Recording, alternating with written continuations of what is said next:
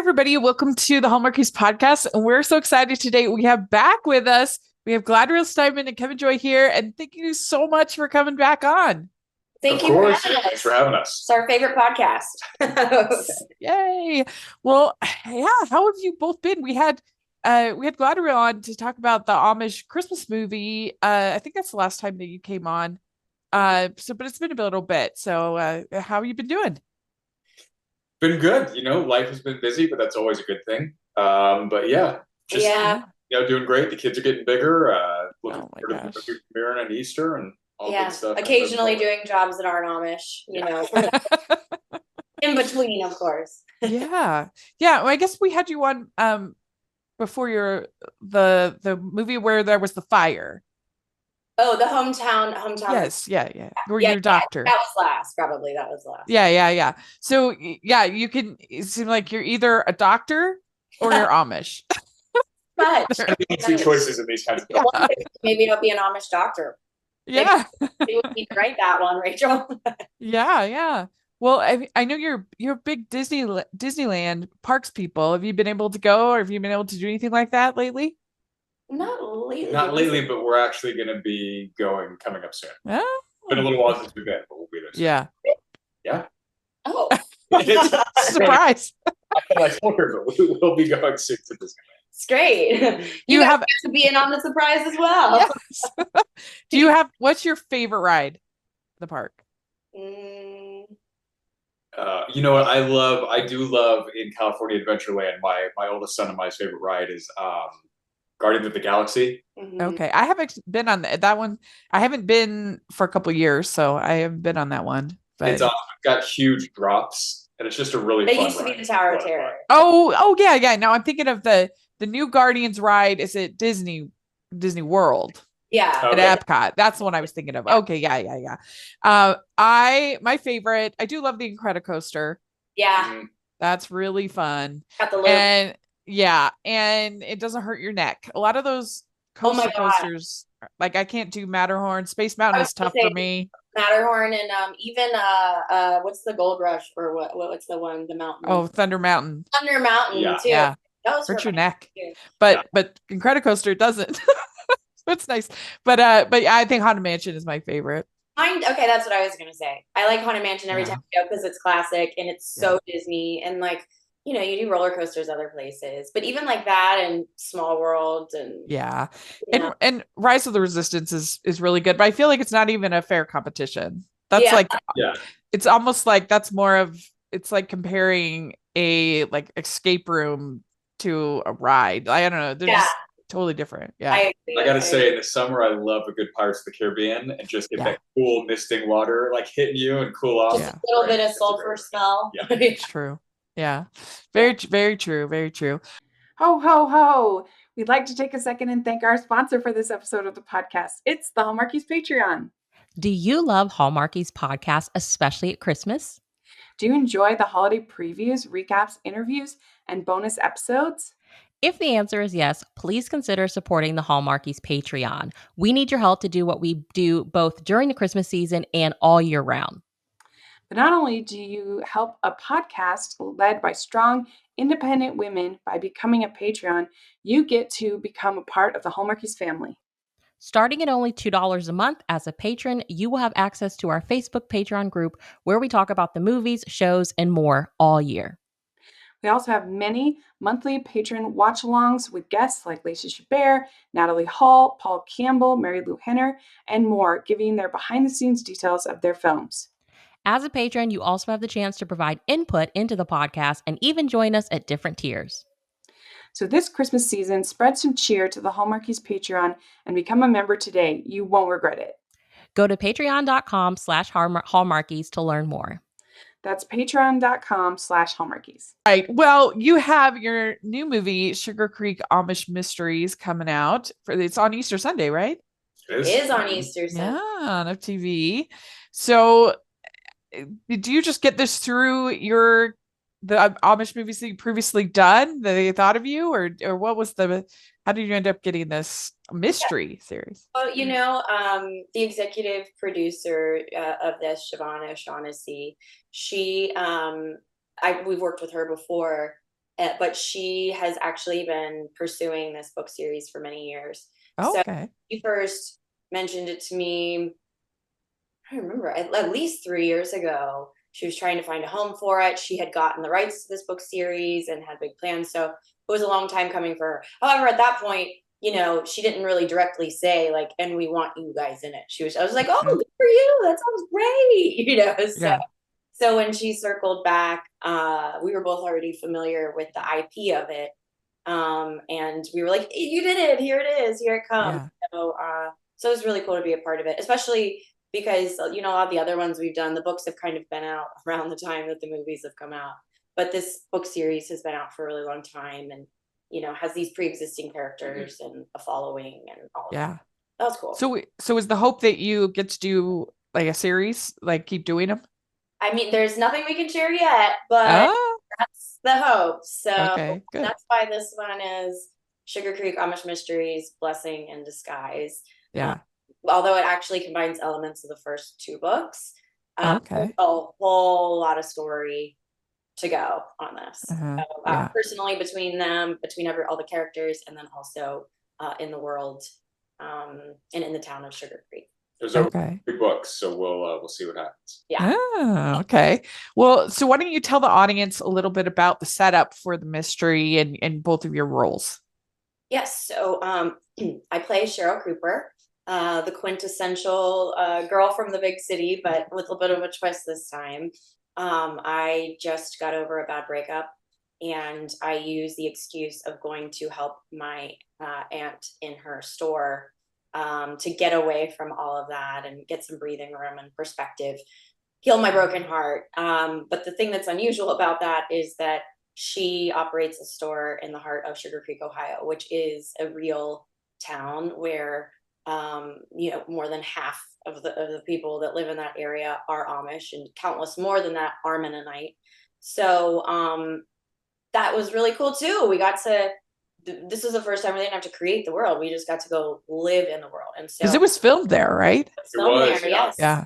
And lots of locals and lots of those Amish people you see in that movie are actually Amish for a change.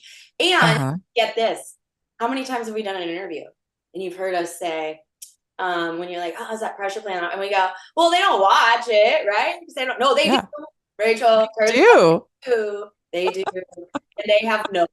So not all Amish, of course, but just like with any faith, there's a big range of degrees. That makes sense. Liberal. But in Cheryl's world, she comes and she's thrown completely into this world of the Amish. Her aunt is on a mission trip in another country. So it's just her trying to struggle to keep it afloat, to fit in with this world.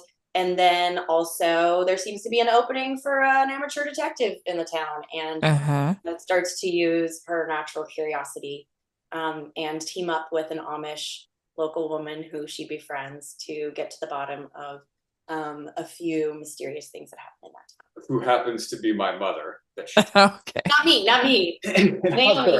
There, the Amish person. Right. He's not my mother. And so, I'm playing Levi Miller, a strapping, handsome young Amish man, if I may. Yeah. Running through the town, who's an eligible bachelor among the Amish community. So we meet and we'll have to kind of see where things go from there and whatnot. But we have a connection, but also have tension. And why do we have tension, Kevin? No reason. There's a few different mysteries that go on. I don't want to spoil anything too much, but there's a few kind of tangents of mysteries that are happening that I may or may not be involved in. Yeah. When you're first reading the script, for a mystery, do you try to kind of figure it out? Or you think? I do. In this case, it's there's an abduction involved and things like that. So you read it, you're like, you try to solve the mystery. Point it either way, because if I get it right, then I'm like, oh man, that was too easy. But then if I get it wrong, then I didn't get it right. I read a lot of mystery. That's my favorite genre. So I feel like half the time, or maybe even more, it's like the third suspect. It's never the first person that they bring up. It's usually like the third person. Yeah, right. Like, oh, okay. Super guilty. so that they can be innocent, right? Right. Yeah. I mean, and it's kind of that way in the world of TV procedurals too. Like there's certain sort of storytelling rules that the audience has come to expect that they actually, they get a little like, wait, if that first suspicious person ends up being, the person who does it. But it means that sometimes writers can turn that on its head for exactly that purpose, so go ahead. I was just saying, we're going to do everything we can to string you along and keep you guessing. Oh, good. Yeah. One thing that was funny throughout this script, I thought, is they kept mentioning, I'm listening to way too many true crime podcasts. Yeah. And I was just curious, are you a true crime? Do you get into the true crime podcasts? There's some I've listened to. I loved Serial, especially when it first came out. I was a big fan of that. Season 1 especially, but listen to the whole thing. There's a couple others I've listened to, but I'm always open for recommendations if there's something like Serial. Yeah. And I'm not a huge podcast person because I call them mini audiobooks, but I am a big true crime audiobook listener. So the whole thing. So I do occasionally listen to some of the podcasts. And I love the history of crime, especially like psychological crimes and cults and and all that. But I'll start with the podcast and then I want the 13-hour audiobook. I get that. Yeah. Well, it must have been fun not only being there in Ohio, but like getting to work with like the animals and getting to be part of that whole community. It was, it was funny filming there. Because we filmed, the last couple that we filmed in Arkansas. And so to get to be around Kentucky too. The actual Amish community was amazing. It was also incredibly peaceful because you would just wake up in the morning and you would hear horses just clopping through the streets, and it felt just like another world that we were living in. And it's also just an incredibly beautiful area with rolling hills and like rays of sunshine that hit through the clouds in the morning. Like it's one of the most picturesque places I've ever been. It's like the Disneyland of Amish, especially for us. I'm like, longtime listener, first time caller showing up like, oh my gosh, this is amazing. And they were so welcoming, especially that community there. Tourism is a big part of that. And so, they're very comfortable and welcoming to outsiders. And from the minute we flew in, and there's no airport right near there, so you got to drive a little bit. So, rental car, we're driving in, and as soon as we start getting close, first horse and buggy comes. And the communities I have been oftentimes where we filmed around, they've been more insular and not waving and things like that. They want to keep to themselves. But immediately they just start, hey, everybody gives you a head nod as we were driving the whole way. And I was just like, oh, this is amazing. And they seem to like us here. And it was just so great. And by the end of the film, we had gotten to know many members of the Amish community, many members of the Mennonite community, and even had some on our crew. So that's cool. We still count among our friends. I think with everything, we've learned over the years too, we just really left with a whole new respect, higher level of respect, even than what we already had for the community, and just how gracious and caring they are and looking out for one another and supportive. It's like they really live what they preach, or not preach, but what their morality and everything is. And it's a really beautiful community, and we were really fortunate. To see the nuances of something that I've spent so much time studying and learning about. But within a day there, I was like, now I know so much more than I knew. I mean, everything I could get my hands on over the years, I've learned. Did they have like improvements on the bonnets and the hat and the dresses and things like that? There's a big range for sure. I actually bought one because the thrift stores there are full of Amish stuff. That makes sense. So like I actually bought one for like $5 and was like, I'm taking this home. I don't know why. Like future projects. Who knows? I like it, and it just feels right that I should own one at this point. Although my character is not Amish in this film, but learned so much about the specificity. Our assistant costume designer, Cindy Yoder, she is Amish, and her husband's Amish, and he helped out with the movie in some ways too, but she was such an asset. She explained all the differences between the designs on the backs of the bonnets, which orders might wear what, what they meant. So not only did she give us so much insight into her specific order of the Amish, but through her life experience, like just told us all these nuances and things that like make it very clear that the Amish community is much more overlapping with our community than we would have thought. And even the things that seem foreign to us, you know, the older way of doing things, there's so much nuance within that. I mean, in her specific church, you know, they use electric bikes. She said she used to have a horse and buggy that used to be their way, and then they decided, you know, as a community and their bishop and stuff, that it still allowed them to maintain their close-knit community. And so it's really not as black and white as it can seem from the outside. Yeah, that's interesting. Yeah. So did you get to have a lot of good Amish food while you were there? So much. Too much, maybe. Also, our catering, well, a lot of our catering was Amish food. For lunch and stuff, which was amazing. And we're introduced to so many things. And the thing is, that community is so welcoming. So they invited us to potlucks and fundraisers. They are the most social community, and they're always doing things to help out the rest of their community. But then also, of course, we had to get like jams to bring back, apple butters that were so the pies, the gravy. Oh yeah, the pies. The pies. Yeah. Just like, you know, because they grow so much there and whatnot. Also, there's just a lot of like whole ingredients, and everything feels like really like hearty down home cooking. It's just very satisfying. Really. Yeah, the soups. Oh, so good. Yeah. I'd like to take a second to thank our sponsor for this episode of the podcast. It's If Tomorrow Never Comes by Allison Ashley. This is the new novel that introduces us to Elliot Holland, who decides to live it up on the eve of a stem cell transplant to treat her leukemia. It's destiny when she crosses paths with handsome and charming Jamie Sullivan. The chemistry is magic, so is a beautiful evening that ends with a bittersweet kiss goodbye and no expectations of ever seeing each other again. But 1 year later, their paths cross again, and it's a lot of fun to see what is going to happen. If Tomorrow Never Comes by Allison Ashley is the perfect emotional and heartfelt title for your April TBR. It's a deeply romantic read for those wanting a love story about the right person, but maybe the wrong time, cross paths, and fated mates. Available to order now through Amazon, Barnes & Noble, and Bookshop, or your local bookstore, or use the affiliate link below. That's If Tomorrow Never Comes by Allison Ashley. Check it out today. Your character, Galadriel, is working at this store, at her aunt's store, and you have it's a bit of a mess. You're a bit of a bull in a china shop.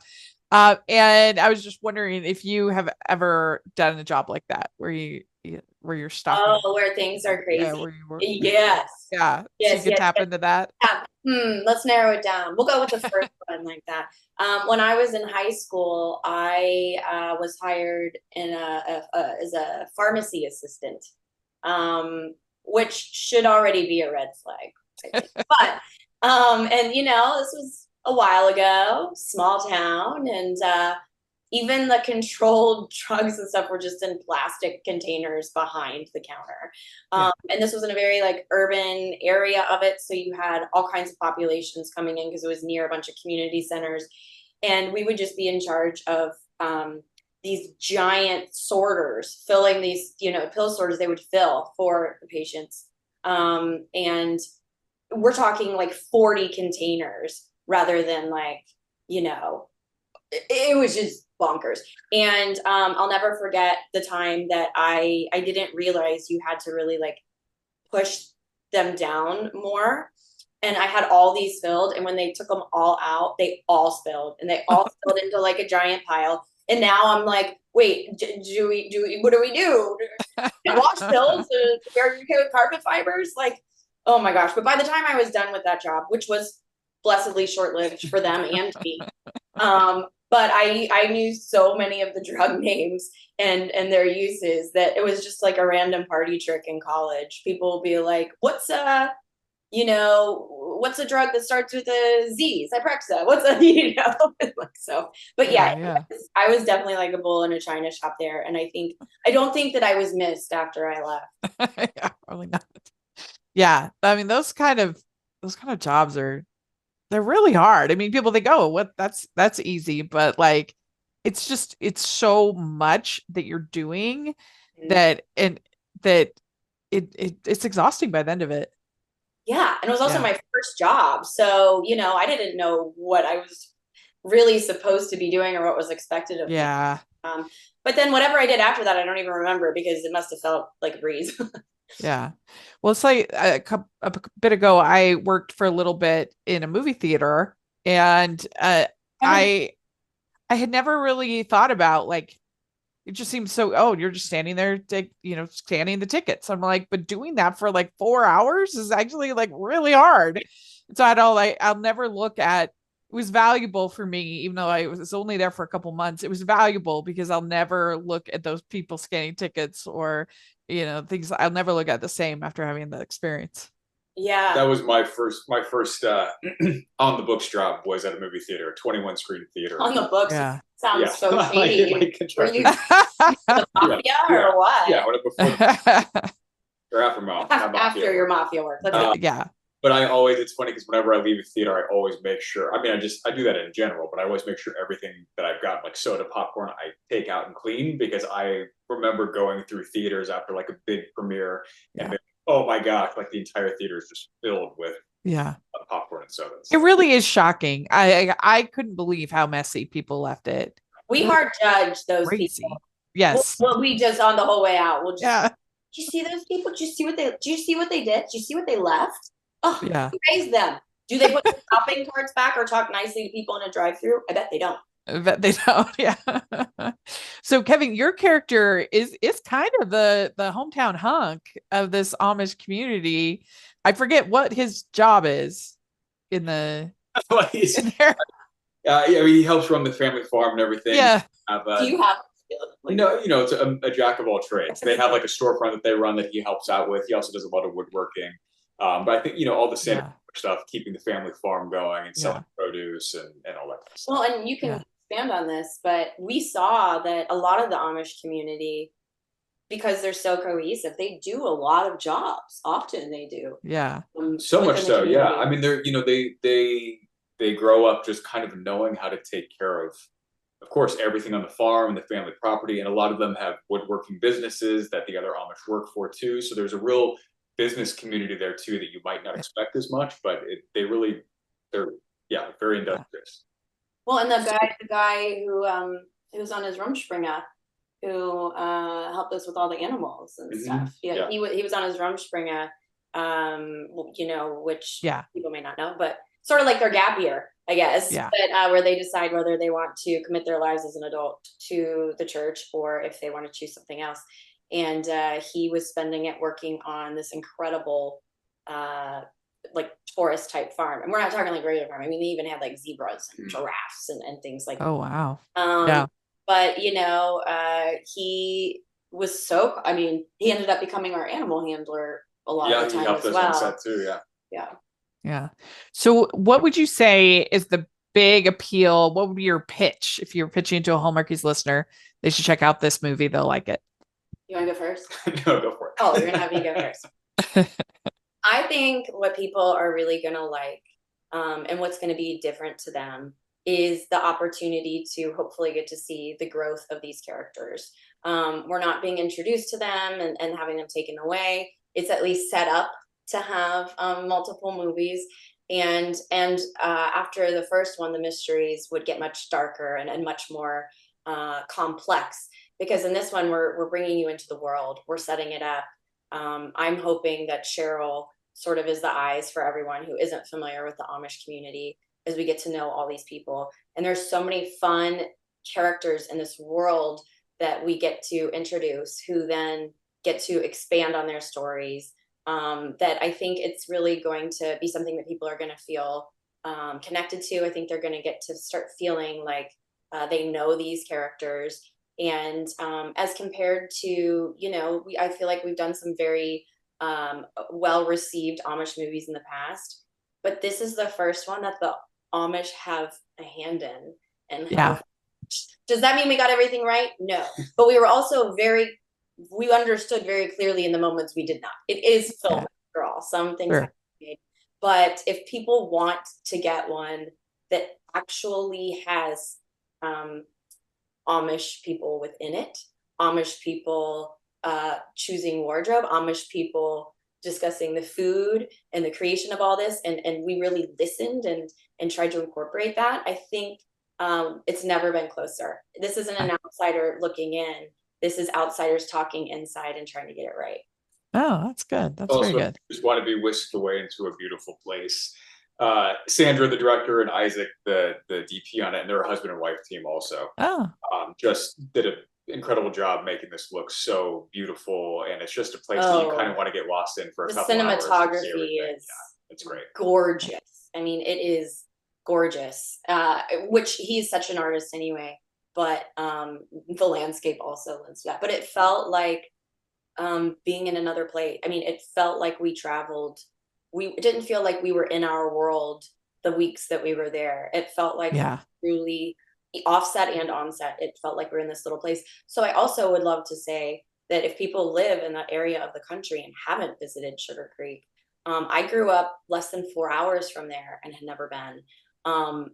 I would take anyone and everyone to go spend a weekend there. It is just, everybody needs to know. It should be like a tourist destination for anyone who's at all curious about this way of life, or even has an interest in how people used to do things. It's just so fun stuff. Like they have like go-karts around, and like I said, zebras. I mean, they really are appealing not just to the Amish aspect, but it was a fun place to work. It was great. Yeah.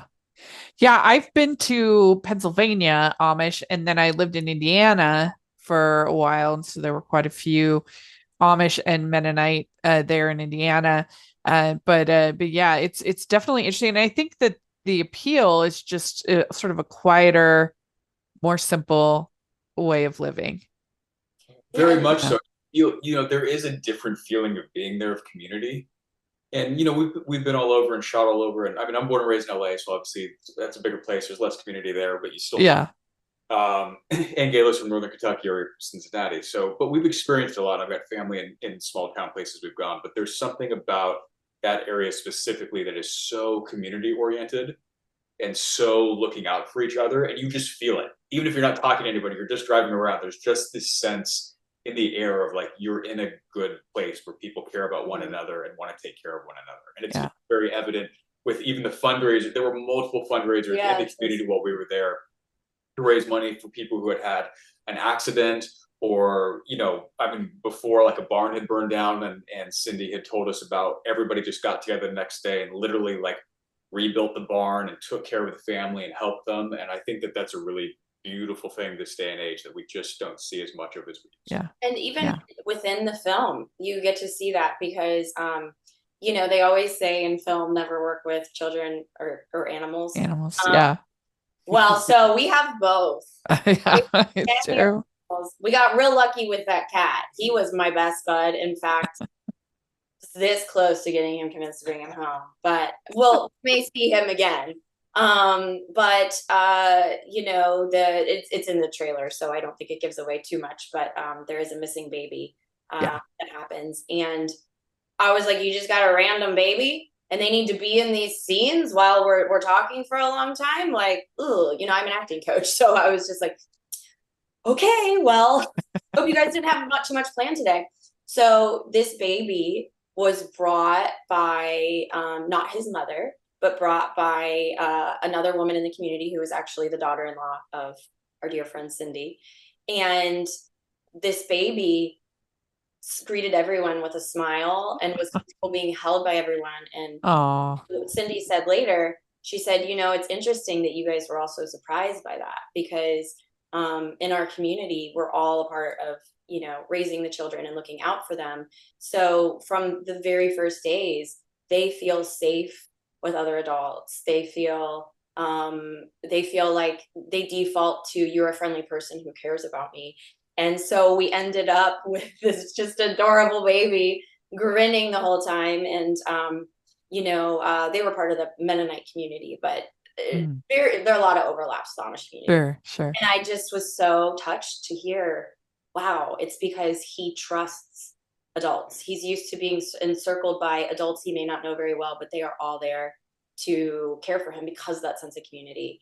And it just was really eye-opening to me. Yeah, that makes sense. So at the end of the movie, you have a big like carnival that you all go to. Was that fun to kind of set up and be a part of?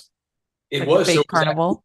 it was a real like carnival that was going on for the city. It's one of their big kind of annual carnivals. So we kind of Oh, annual festival. So we kind of had permission, co-opted it. yeah, worked our way in and kind of shot and stuff like that. So it was really fun because there was this actual festival going on that was a huge turnout. Like they had a huge parade going through the city with police, fire chief, and all kinds of stuff, and surrounding communities. So we got to run and gun and kind of shoot within that festival. So it was a lot of fun. We had the real energy of everybody there participating in it, and then we're just in our little segments, kind of filming what we need to film. Yeah. It's also a bit chaotic because there's a real festival going on and there are people walking through. We have a small crew, so at different points it's not someone would just run right through the shot or reply to something, a line that somebody said, and then it started to rain, which made it a lot more challenging and stuff. But that's the nice thing about working with this team of Sandra and Isaac, is that they really see what it's going to look like in the moment of filming. So, and they cut stuff together as they go. So they're seeing, and so I think we have a lot of confidence in them of not being like, oh shoot, they're going to get home, they're going to realize we don't have this, we can't go back. As they're looking through it, we're like, well, if they say they got it, they got it. So both very mellow. Like even in a stressful situation like that, they're just chill. So as actors, we're like, all right, if they're chill and they're doing good and they got it, like we can be chill, we're good, like we know we're in good hands. And they set the tone first, and then they always say that those actors that they bring in from LA and stuff set the tone second. And so I always feel like it's our responsibility to when ideally they are like that, where they're like, we're here to have fun, we're here to do a good job, then we take that lead, and it's our job to sort of carry that on and try to help that stay the tone for everyone else, but it definitely, these movies, as they shoot quick, they have small crews, they're not as big of budget as something you'd see in the movie theater. Sure. So having where everyone feels appreciated and valued, having a sense of patience, and then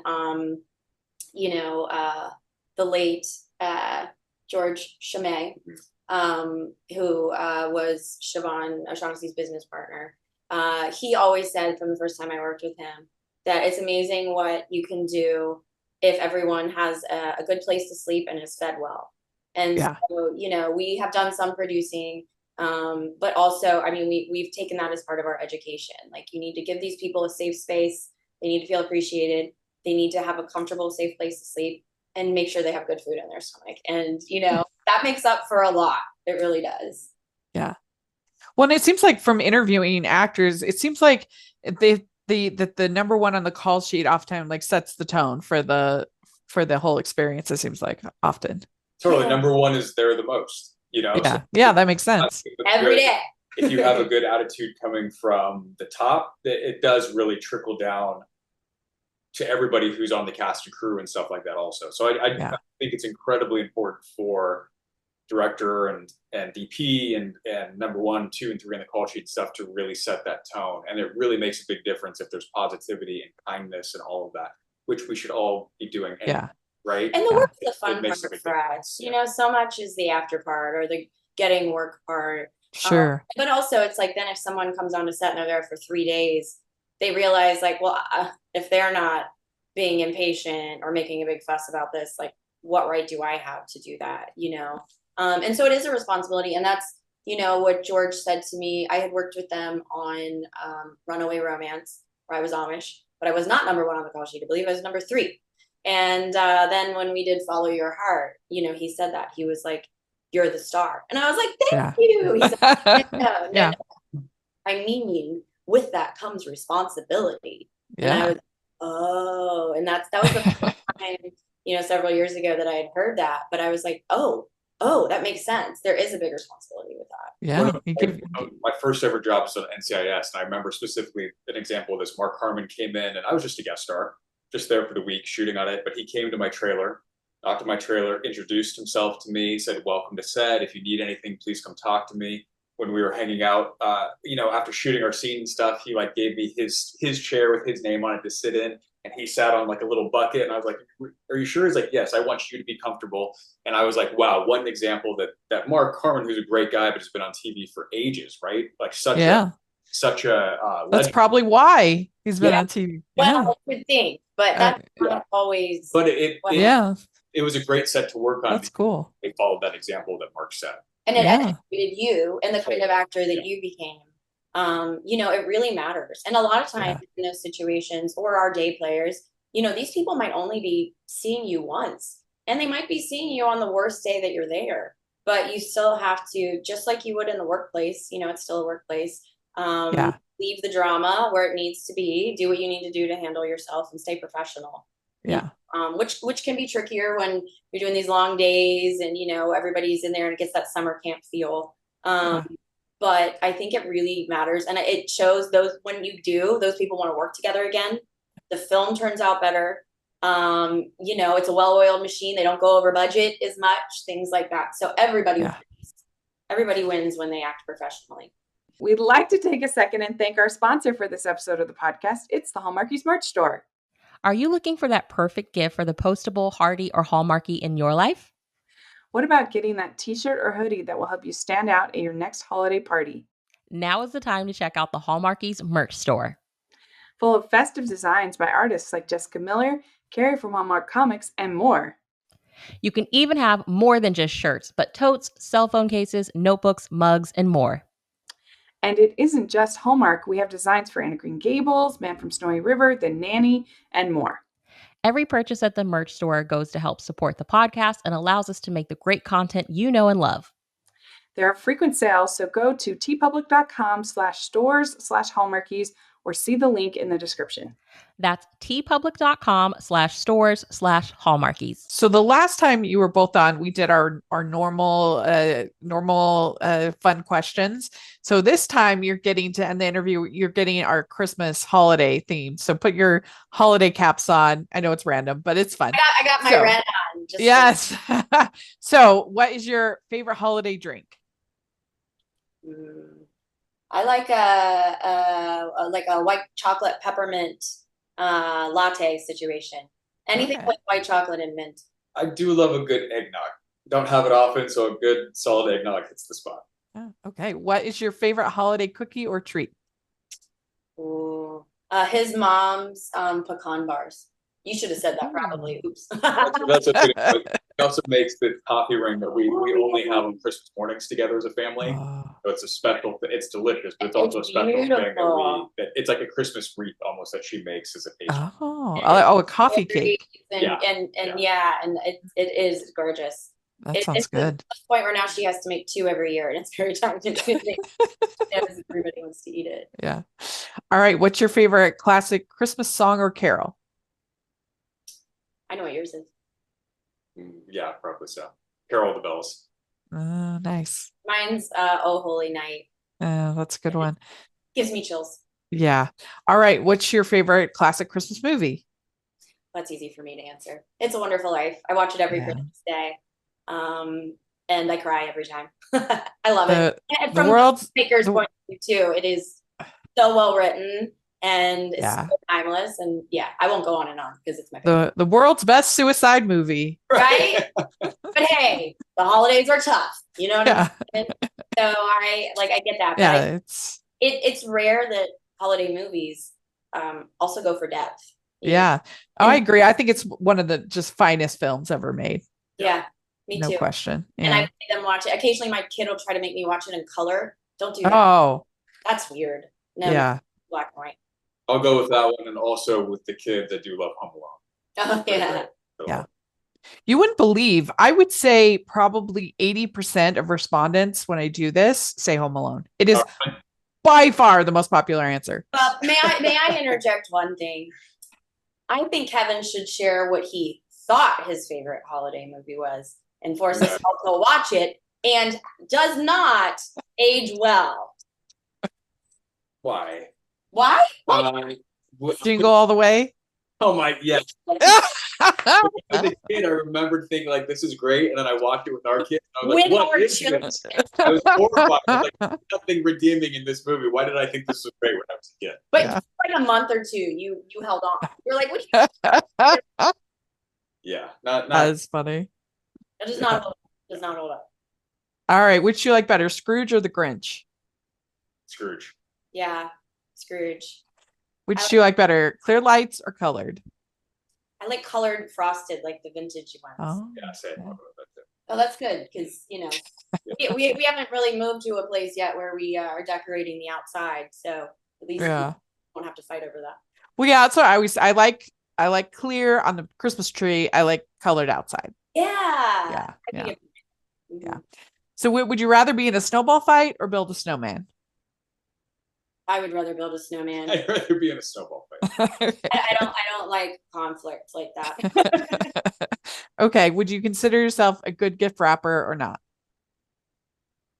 No, I've tried. I've gotten better though. I have tried to get neater with it. I have done a little better. When I have time, I can get really into it. But a lot of times we don't. My go-to is we wrap everything in comics. I like to wrap it in. Oh, that's cute. Newspaper year round, but Christmas time I'll be more likely to put Christmas ones on there and stuff. So yeah, that's cute. All right, last question. Do you have an ugly Christmas sweater? No, I don't. I don't anymore, but I did. I should send you a picture of it because I do have a picture in it. And it lit up. But the best one I had, it had the space cats and pizza on it. Yeah, I remember that. Yes, this was a Christmas sweater. It had cats in outer space with pizza and Santa hats. But I let someone borrow it, and for some reason they kept it. So well, I'll keep my eye out if I see it. There can't be that many cats in space with pizza Christmas and sweaters. Christmas, yes. So I'll let you know if I see it. That's really funny. Very good. You did it. You answered all the questions. Yay. Yay. So people can watch the new movie Sugarcreek Amish Mysteries. They can watch it this weekend and Easter Sunday. And thanks so much to both of you for coming and talking with us. This was a blast. I hope we have you back on again soon. Thank you. We love it too, Rachel. And also there's plans that we will probably be doing an Instagram live during the if anybody wants to interact with us during that time, they can find us on there. Okay, what's your Instagram's handles? Mine is at Gala Elf, GALAELF.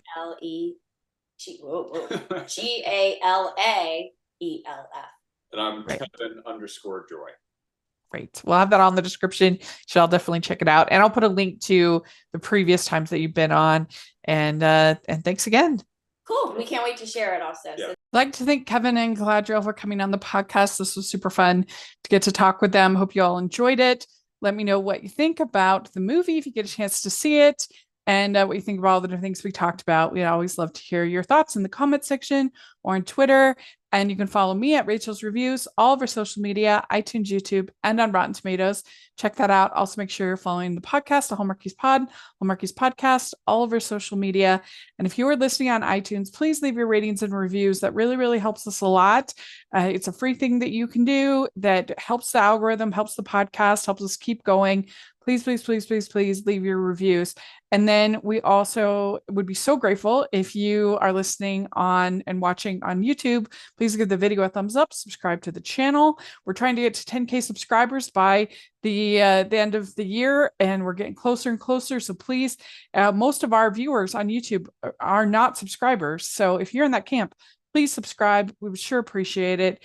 And then we have our patron group, which is so much fun. And you get to be part of watch-alongs, and you get to be part of Q&As and other cool activities and events. And you can be part of our bonus episode and other cool benefits from being a patron. We really try to make it worth your while. Please take a look at the Patreon. And then we have the merch store, tons of fun Hallmark-inspired merch. So check that out.